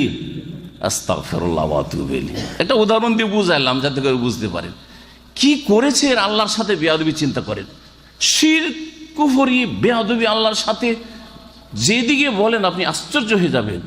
আল্লাহর কুতুবের মায়া বেশি বান্দার ওপর, আল্লাহর কুতুব জমিন ধরে থেমে নিল আর আল্লাহ পারলেন না, আল্লাহ অসহায়। জি, ইন্না লিল্লাহি ওয়া ইন্না ইলাইহি রাজিউন। এই ইসলাম নিয়ে যদি মরে যান জীবনেও জান্নাত পাওয়া যাবে না, আর কোনোদিন জাহান্নাম থেকে বের হইতে পারবে। আমা হুম বিখারিজিন, ভালো করে শুনে, কোরআন হাদিসের কথা বলছি, জীবনেও জাহান্নাম থেকে বের হওয়া যাবে না। যে আল্লাহর জমিনে, আল্লাহর আসমানে, হ্যাঁ, আল্লাহ ছাড়াও কারো নিয়ন্ত্রণ চলে? রসুলের নিয়ন্ত্রণ চলে, অথবা কোনো ওলির নিয়ন্ত্রণ চলে, হ্যাঁ, কুতুবের নিয়ন্ত্রণ চলে, গস আবদালের নিয়ন্ত্রণ চলে। এইসব ভ্রান্ত শিরকি আকিদা, বড় শিরকি আকিদা, ইসলাম ধ্বংস হয়ে যাবে। তো বলছিলাম যে নবী মুখতারে কুল না, বরং ফাসায়াকুন, মক্কার মুশরিকরাও বলতো আল্লাহ নিয়ন্ত্রণকারী কে? এসব ক্ষমতার মালিক কে? একমাত্র আল্লাহ। 6 নম্বর, আমার দেশের নবী সম্পর্কে ভ্রান্ত ধারণা, যে নবী না পয়দা হইলে না হয়তো আসমান জমিন, না হয়তো আরশ কুরসি। ছোট কালে গজলে নাথ শরীফে আমরা মুখস্থ করেছি, শুনেছেন না শোনেননি? না হয়তো আসমান জমিন, না হয়তো আরশ কুরসি, কে না হইলে? নবী না হইলে। কথাটি একেবারে ডাহা, মিথ্যা, জাল কথা। বরং আল্লাহ পাক তার মখলুকাত, আসমান জমিন সৃষ্টি করেছেন, জমিন সৃষ্টি করেছেন মানুষের বসবাসের জন্য। ওয়াল আরজা ফারাশনাহা, জমিনকে আমি বিছিয়েছি, বসবাসের যোগ্য করেছি। আল্লাহ বলছেন কার বসবাসের যোগ্য? মানুষের বসবাসের জন্য। আর মানুষকে কেন সৃষ্টি করেছেন? আরশ কুরসি যখন নবী না আসলে হইতো না, আসমান জমিন হইতো না, তো মানুষও হয়েছে তাহলে নবীর কারণে, তাই না? মানুষকে আল্লাহ পয়দা করেছেন কিসের কারণে? নবীর কারণে। এটাই না তাদের আকীদা। অথচ কোরআন কি বলছে? যে মানুষ এবং জিনকে কিসের জন্য সৃষ্টি করেছি? ইবাদতের জন্য সৃষ্টি করেছি, এটা বলছে কোরআন। আর জাল কথা আর বিদাতীদের আকীদা বলছে যে নবী না পয়দা হলে দুনিয়ার কোনো কিছু পয়দা হইতো না। এইরকম জাল মিথ্যা বিশ্বাস রাখবেন না, ইসলাম বিরোধী আকীদা। আর একটি শিরকি আকীদা হচ্ছে, বা শিরকি কাজ হচ্ছে নবীর কাছে সাহায্য চাওয়া, যে নবীর কাছে সাহায্য চাইলে নবী ছুটে আসেন সাহায্য করার জন্য। আর এটা যে কোনো দেশে যেখানে বড় শিরক হয় সে দেশে হয়। একবার মসজিদে নববীতে বাবুস সালাম বুঝেন না, যেদিক দিয়ে মানুষ সালাম বলার জন্য যায়, বাবুস সালাম দিয়ে ঢুকছি, সময় শেষ হতে যাচ্ছে, পয়েন্টগুলো শেষ করে দেবো। বাবুস সালাম দিয়ে ঢুকছি আমার ছাত্র জীবনে 1992 অথবা 93 দিয়ে শুরুতে পাশ করে গেছি, 92 দিকের ঘটনা।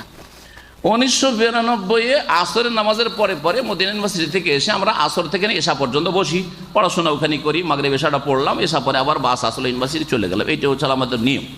তো ঢুকতে যাচ্ছে বাবু সালাম দিয়ে, একটু সালাম দিয়ে তারপরে কোনে দিয়ে বসে পড়াশোনা করবো, হাদিস মুখস্থ করবো, কোরআন মুখস্থ করবো, বসে আর মসজিদে নববীতে বাবু সালামে ঢুকতে মাত্র দেখছি একজন মিশরের লোক, মাজার পূজা এই বিশ্বাসী লোক, শিরকি আকীদার লোক, পাগলের মতো যেমন বেরিয়ে আসছে আর বলছে যে হ্যাঁ মাদাদ ইয়া রাসূলুল্লাহ, মাদাদ ইয়া রাসূলুল্লাহ, এরকম করছে যেমন পাগল লোকে বলে ওই রকম বেরিয়ে আসছে। আর ওইরকম মাদাদ ইয়া রাসূলুল্লাহ মানে কি?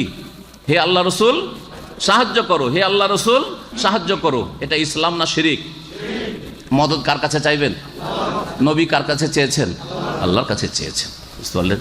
আমাদের সে লোকেরা রসুলের কাছে মদদ চায়, শাহজালালের কাছে চাই, শাহপুরানের কাছেও চাই, আর খাজা মঈনুদ্দিন চিশতির কাছেও চাই, যে কোনো মাজারে গিয়ে ওই সব মৃতদের কাছে মদদ চাই।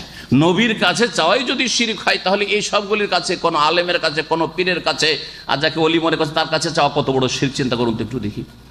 তো এই হচ্ছে আমাদের সে বদ আকীদা। অথচ আল্লাহ কোরআনে কারিমে বলছেন সূরা আনফাল আয়াত নম্বর 9 শুরুতে, ইজতাস্তাগীসুনা রাব্বাকুম, বদরের যুদ্ধে নবী করিম সাল্লাল্লাহু আলাইহি সাল্লাম যখন বদরের প্রান্তে পৌঁছিলেন, সাহাবায়ে কেরামদের সংখ্যা ছিল 313 জন, আর কাফেরদের সংখ্যা 1000। জি, অস্ত্র নাই, কিচ্ছু নেই, খালি হাতে। ওদের কাছে ঘোড়া, উট, জি, উন্নত অস্ত্র কাফেরদের কাছে। আল্লাহর কাছে ফরিয়াদ করা শুরু করে। কার কাছে ফরিয়াদ করেছিলেন? নবী, আবু বকর, ওমর, সাহাবায়ে কেরাম, তারা সকলেই কি করছিলেন?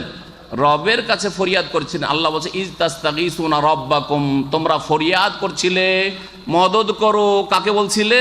রব্বাকুম, তোমাদের রবকে, আল্লাহকে, তাই না? আল্লাহর কাছে ফরিয়াদ করছিলে। আর এরা কার কাছে ফরিয়াদ করে?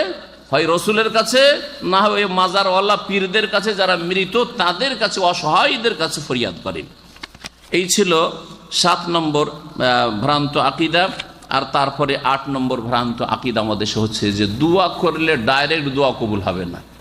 কি লাগবে? ভায়া লাগবে। সে ভায়াটার নাম হচ্ছে ওসিলা। কি?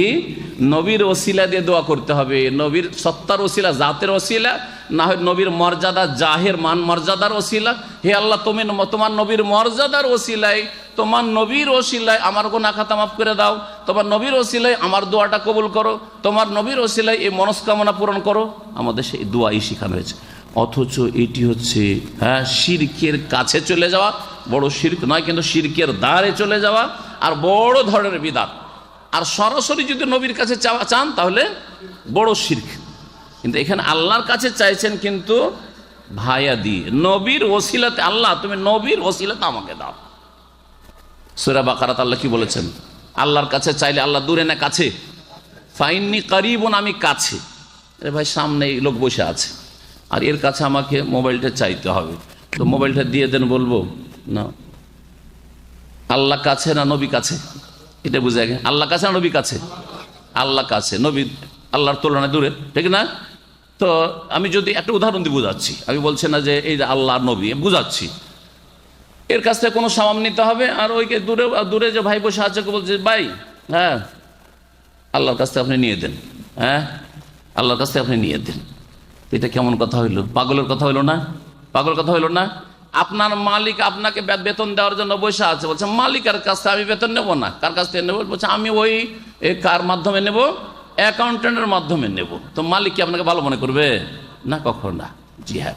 তো এই ওসিলা ধরে দোয়া করা হচ্ছে বিদাতি দোয়া। তবে নবীর মহব্বতের ওসিলা যদি দেন, একটা কথা শুনে রাখেন, হ্যাঁ, নবীকে মানি তার ওসিলায়, এটা আপনার ইবাদত। নবীর মহব্বতটা আপনার ইবাদত, তখন এটা জায়েজ। কথা বোঝা গেছে? আল্লাহ, তোমার নবীকে আমি ভালোবাসি অন্তর থেকে, তোমার নবীর তরিকা ভালোবাসি, নবীর সুন্নাত ভালোবাসি, তার ওসিলাতে আমার গুনাহ খাতা মাফ করো, তাহলে ঠিক আছে। কারণ এটা হচ্ছে আপনার অন্তরের আমল বা আপনার অঙ্গ প্রত্যঙ্গের আমল, সুতরাং দুটোতে পার্থক্য আছে। এইরকমই নেক আমল করে 2 রাকাত নামাজ পড়ে আল্লাহ 2 রাকাত নামাজের ওসিলা আল্লাহ তুমি গুনাহ খাতা মাফ করো, ঠিক আছে, আপনার আমলের ওসিলা মাধ্যমে আল্লাহর কাছে দোয়া করলেন। 9 নম্বর ভ্রান্ত আকীদা, যে নবীর নাকি ছায়া ছিল না। শুনেছেন না শোনেননি? আমাদের দেশের একটি কিতাবে আছে, বহু কিতাবে আছে, তার মধ্যে একটি কিতাবে আছে, যে কিতাবটি ভারত, বাংলাদেশ, পাকিস্তানে সবচেয়ে বেশি পড়া হয় কোরআনের পরে। কিতাবের নাম তো আপনারা জানেন আশা করি, তাই না? মসজিদে মসজিদে আসরে ফজরে পড়ানো হয়। ওই কিতাবে লিখছেন শেখ সাহেব, লিখছেন উর্দুতে পড়েছিলাম ওই ছাত্র জীবনে। चूंकि मशहूर है कि जसद अतहर का साया नहीं था। জি হ্যাঁ, তর্জমা করে রাখুন। বলছে যে কেননা প্রসিদ্ধ আছে, কোরআনেও নেই হাদিসও নেই, কি আছে? মশহুর হ্যায়। মশহুর হ্যায় মানে প্রসিদ্ধ আছে। প্রসিদ্ধ কি আছে? যে জাসাদে আতহার কা, পবিত্র দেহের, অর্থাৎ রাসূলুল্লাহ সাল্লাল্লাহু আলাইহি ওয়াসাল্লাম দেহ মোবারকের ছায়া नहीं था, ছায়া ছিল না। কথা বোঝা গেছে? ছায়া ছিল না। বলি একটা দলিল ছায়া ছিল না। আচ্ছা, যে বলবে যে ছায়া আছে তাকে দলিল পেশ করতে হবে না যে বলবে ছায়া নাই তাকে দলিল পেশ করতে হবে? যুক্তি বুঝেন। একজন বলছে যে ছায়া, ধরেন আপনার কথা বলছি, আমি বলছি যে আপনার ছায়া নাই, আমি বলছি যে মাশাআল্লাহ আপনি এমন মানুষ যে আপনার ছায়া দেখতে পাই না, ছায়া পড়ে না আপনার। আর অন্যরা বলছে না ভাই ওর ছায়া আছে, কি বলে ছায়া নেই? তো কাকে দলিল পেশ করতে হবে? হ্যাঁ, যে বলছে ছায়া আছে। মানুষের ছায়া হয়, ঠিক না? না ছায়া হয় না? গাছের ছায়া হয়। কেউ যদি বলে গাছের ছায়া পড়ে না, তো ওকে না দলিল পেশ করতে হবে? আমরা জানি যে গাছের ছায়া হয়, আমরা জানি যে মানুষ একটা দাঁড়াইলে তার ছায়া পড়ে, আর তুমি বলছো ছায়া নাই, তো তোমারটা ব্যতিক্রম, তো তুমি দলিল পেশ করো, ঠিক না? এবার বুঝতে পেরেছেন? তো মুহাম্মদ রাসূলুল্লাহ সাল্লাল্লাহু আলাইহি ওয়াসাল্লাম মশহুর হ্যায়, প্রসিদ্ধ আছে, ছায়া নাই, আর দলিল না একটা আয়াত না একটা রসুলের হাদিস। জি হ্যাঁ, মানুষ মাটির তৈরি আর মানুষের ছায়া পড়ে, সুতরাং নবী সাল্লাল্লাহু আলাইহি ওয়াসাল্লামের ছায়া ছিল। এর বিপরীত যদি হয়, আচ্ছা তারপরে বলি ছায়া নবীর ছিল নাই যদি ধরা হয়, তাহলে এটা নবীর বৈশিষ্ট্য কিনা? নবীর বৈশিষ্ট্য কিনা?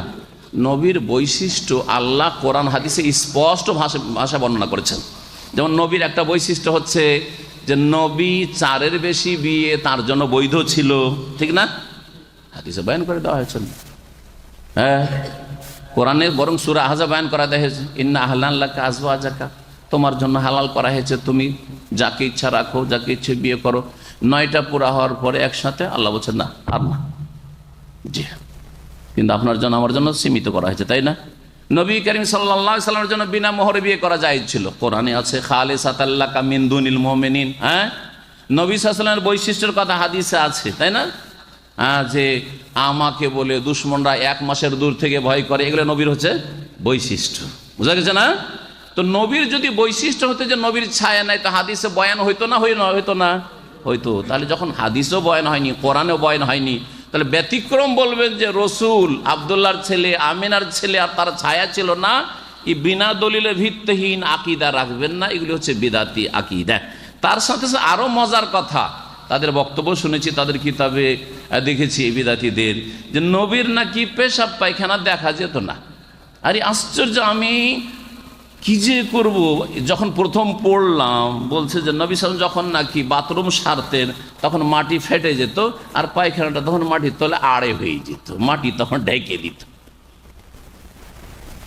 পেশাবের হুকুম, পায়খানার হুকুম আর মানি মজি সবের হুকুম একই রকম হবে না? এগুলো হচ্ছে মানুষের শরীর থেকে যেগুলো নির্গত হয়, ঠিক না? অতিরিক্ত বস্তু যেগুলো শরীরে রাখা যাবে, পেশাব রাখা যাবে না, পায়খানা রাখা যাবে না, মনি বীর্য শরীরে যদি বদ্ধ হয়ে থাকে সেটা ক্ষতি করবে, তো এগুলি মানুষের শরীর থেকে কি হয়ে যায়? বেরিয়ে যায়, তাই না? তো এগুলি যদি দেখা যেত না, তাহলে এর জন্য দলিল লাগবে না? লাগবে না? দলিল লাগবে। দেখা যেত না, মানুষ মাত্র দেখা যায়, আর নবীর দেখা যেত না, তো একটা দলিল দাও যে দেখা যেত না। এমনি মৌখিক দাবি করলে চলবে? তারপরে দেখা যেত, এর দলিল শুনেন।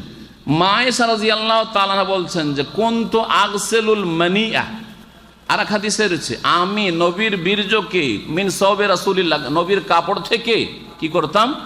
ধুয়ে দিতাম। কাঁচা হলে, রসাল হলে ধুয়ে দিতেন, আর যদি শুকিয়ে গাঢ় হয়ে যেত শুকিয়ে, তাহলে সেটাকে ঘষা দিয়ে ঘষে উঠিয়ে দিতেন। জি, খটিয়ে খটিয়ে উঠিয়ে দিতেন, কচলে দিতেন। মাশাআল্লাহ, কচলে যাওয়ার সঙ্গে কচলে উঠিয়ে দিতেন।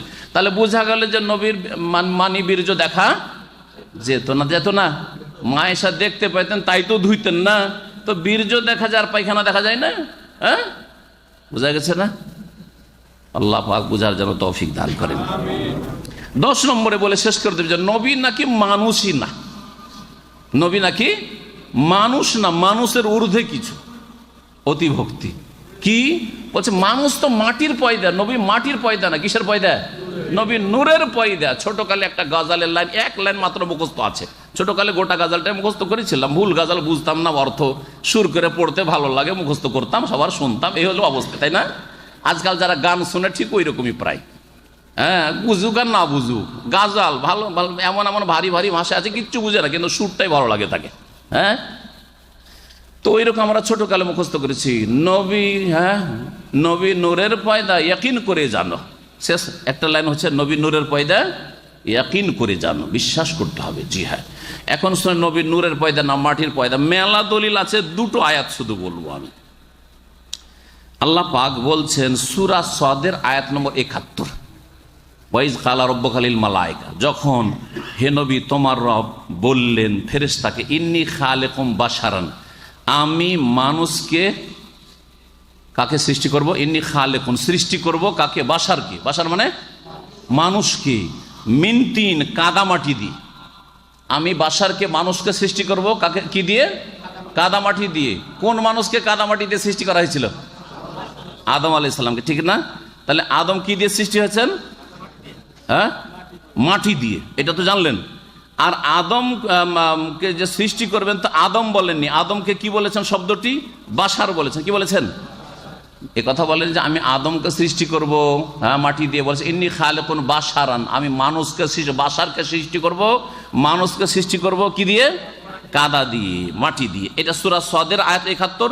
আর সূরা হিজরের আয়াত নম্বর ২৮ বলেছেন ইন্নী খালিকুন বাশারান, আমি বাশারকে সৃষ্টি করব মিন সালসালিম মিন হামাইম মাসনুন, আমি এমন মাটি দিয়ে যেই মাটি কাদা এবং গন্ধ, হ্যাঁ, যুক্ত। কাদা যখন বেশি দিন পড়ে থাকে তখন ওতে কি হয়ে যায়? গন্ধ হয়ে যায়। এইরকম মাটি এবং আঠা আঠা ভাব হয়ে গেছে, হ্যাঁ, পায়ে লেগে যায়, ছুটতে চায় না, ওই রকম মাটি দিয়ে আমি তৈরি করবো। আল্লাহ পাক বলেছেন, এই শব্দগুলো এখানে উল্লেখ করেছেন। কাকে সৃষ্টি করবেন বলেছেন? এখানে বাশারকে সৃষ্টি করবো বলেছেন, তাই না? বাশারকে, তিনি আদম। এখন নবীকে আল্লাহ কি বলেছেন? বাশার বলেছেন না মালাক বলেছেন? একটু আগে একটা আয়াত বললাম যে ওয়ালা আকুলু লাকুম ইন্নী মালাক, দেখো আমি কিন্তু ফেরেশতা না, তোমাদেরকে বলছি না যে আমি ফেরেশতা, মালাক। তার নবী মালাক, ফেরেশতা নন। এখন নবী কি তা শুনেন। সূরা বনী ইসরাইল আয়াত নম্বর ৯৩, মেলাগুলি আয়াত আছে, একটি ছোট্ট আয়াত বলছি। কুল, হে নবী তুমি বলে দাও, সুবহানা রব্বি, আমার রব পাক পবিত্র, আমার রব মহান, হাল কুনতু ইল্লা বাশারান রাসূলা, আমি মানুষ এবং রসুল ছাড়া আর কিছু না। এর চাইতে স্পষ্ট কিছু না। হাল কুনতু, আমি কিছু নই, ইল্লা, একমাত্র কি, বাশারান, ভালো করে মনে হয় কি শব্দ এলো? বাশারান, বাশার, রাসূল। কি বললেন? নবীকে, মুহাম্মদ সাল্লাল্লাহু আলাইহি ওয়াসাল্লামকে বলেন, আপনারা বলেন কে? বাশার এবং রাসূল, বাশার এবং রাসূল। এই আয়াতকে রাখেন সূরা বনী ইসরাইল, হ্যাঁ, আয়াত নম্বর ৯৩। আরো মেলা আয়াত আছে কোরআনে কারীমে নবীকে বাশার বলা হয়েছে, কিন্তু একটা আয়াত মনে রাখেন। আর আগের যে দুই আয়াত বললাম, ওই আয়াতে কি বলা হয়েছে? বাশারকে কি দিয়ে তৈরি করব? আমি মনস্থ করেছি, আমি ইচ্ছা করেছি। আল্লাহ বলছেন আমি বাশারকে তৈরি করব কি দিয়ে? মিন তিনিন, মাটি দিয়ে। নবী হচ্ছেন বাশার, আর বাশারকে তৈরি করব কি দিয়ে? মাটি দিয়ে। তার নবী কিসের তৈরি? মাটির তৈরি। বোঝা গেছে? নূরের তৈরি বলে বেশি সম্মান করা হয়। ফেরেশতা কিসের তৈরি? নূরের তৈরি, হ্যাঁ, ঠিক না? আদম কিসের তৈরি? মাটির তৈরি। ফেরেশতাকে আদম সিজদা করেছিলেন না? ফেরেশতাকে আদম সিজদা করেনি কি? ও, আমি উল্টা করে দিয়েছি, তাই না? উল্টা করে দিয়েছি, হ্যাঁ। তো যাকে সিজদা করা হলো সে বড় না যারা সিজদা করলো তারা বড়? যাকে সিজদা করা হলো সে সব বেশি সম্মানিত, ঠিক না? তো আদমকে যখন সিজদা করানো হইলো ফেরেশতাদের দিয়ে, তাহলে আদম হচ্ছে বা আদম সন্তান হচ্ছে বেশি সম্মানিত, ঠিক কি না? তাহলে নবীকে যদি বলেন যে নূরের পয়দা, ফেরেশতারা কিসের পয়দা? নূরের পয়দা। নবীকে নূরের পয়দা যদি বলেন, মাটির পয়দা না, তাহলে নিচে নামালেন না উপরে উঠাইলেন? নিচে নামিয়ে দিলেন। বুঝে নিয়েছেন না?